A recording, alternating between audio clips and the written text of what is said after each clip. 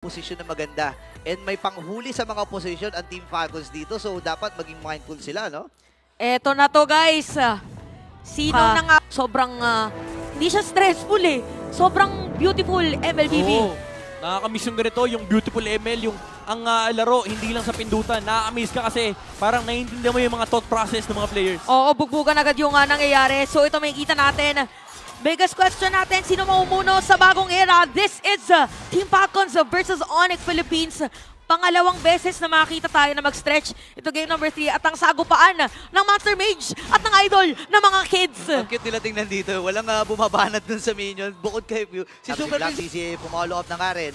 At dun yung mga Windstorm mula dito kay Pew at malayang pagong. Pero si Black CC nabigyan din mula sa Onyx Philippines. Si Kira, medyo napalalim dito si Ogen. Pasok si Kirk. Ngayon, diretso lang sila. Napasipa na nga rin lang. Pero free hit si Super Makmak. Nakakuha na rin ang kill. Sakto din yung pagpasok din ni Oben. And this time si Kyle TZ nakabawi din ng isang kill. Flap TZ ay umaabante pero matagumpay pa rin para sa Team Falcons sa pagong. Sobrang hirap din nung... Aray ko, bes! Muntikan na. Oo. Nahipan. Nagagalit na si Kyle TZ. Ramdam na natin yung mga damage from him. Labanan, Pew, hindi tumama yung kanyang combo doon. Pero kinombo na rin siya. Mula dito kay Brusco habang napaflicker na nga rin. Sipa mula dito kay Flap TZ. Si Kirk ay buhay pa rin. Pero pinagbabaril siya din Super Makmak. And Kyle TZ pa rin na magtatagumpay. Doon sa bagong na yun, Reggie Star. Pero tinamaan yung mga hito lamang doon. Habang si Kyle, si King Kong pala. Bumuga, kaya lang wala na siyang ibubuga doon dahil tumumba na nga. Magiging 4 pa. At kita na natin ngayon for the side of Friends. Uy! Hinanap ni Super Friends dito si Op. Okay, para lalaban yan sa may middle lane. Grabe naman talaga, walang hingahan itong laban natin. Ba't ang gusto ko lang natin sabihin na 3-0-3 na si Super Marco. Bulletproof Super Marco, isa lang ang hindi niya tinamaan. Naku, tatamaan din ata si Super Prince. Mas super pa daw itong si Super Marco sa kanya. Grabe, 3 kasa ng Rhapsody na. Yung 2 kinancel pa niya. Para lang mapalitan yung angulo. Nakuhaan pa. Oh my gosh. Ng purple buff. And dito mo naman. Oo, 3 point off. Okay, so may bottom lane para naka-ready yata. Tingnan natin kung may counterplay. Natulungan nila yun, pero sila ata mababawian. Patay na rin si Pew, same with Super Prince. Habang si Ogen, kinitical ang kanyang posisyon dito. Habang Sipa. Si Super Makmak naman, nakaka-free na naman. Pasok din si Kirk. Nabol. Super Marco ka magiging titira na, pero si Kyle TC andun sa may bandang likuran. Nawala din, pero si Kyle ay makakadalawa. Super Makmak, unstoppable na! What a juggle para dito sa Team Falcons! Onyx Philippines dito yung mga frontliners sa Falcon. Pero Ayun lang, nakita sila ni Flap. Conceal. Pero sabi nila, sige, ikaw na kagad natin ito si Flap. Ibubuga dun sa may bandang harapan ni Doris. Welcome! Habang si Kyle Rai naka-free hit din. Kuha sila ng kill doon. Pero si Kyle TC, oy, sumakto ba? Hindi, iniwas pa ni Oben doon. And Super Marco again, 6-0 and 6 na KDA. Bulletproof pa rin siya sa laban na ito. Okay, 1 for 1. Yung lineup dito ng Falcons, napakataas pa nilang damage output. Pero may pero may sipa din mula dito sa Team Falcons. Si Super Prince mag-ibot din rin. Si Karen namatay na rin. Dalawa kagad tumumba para sa Onyx Philippines. Pero sabi ni King Kong, hindi, ilalaban ko na to. Si Bruce na nakuha rin ng kills. Super Makmak na kanya nakuha to. Pero si Pew pre-hit lang.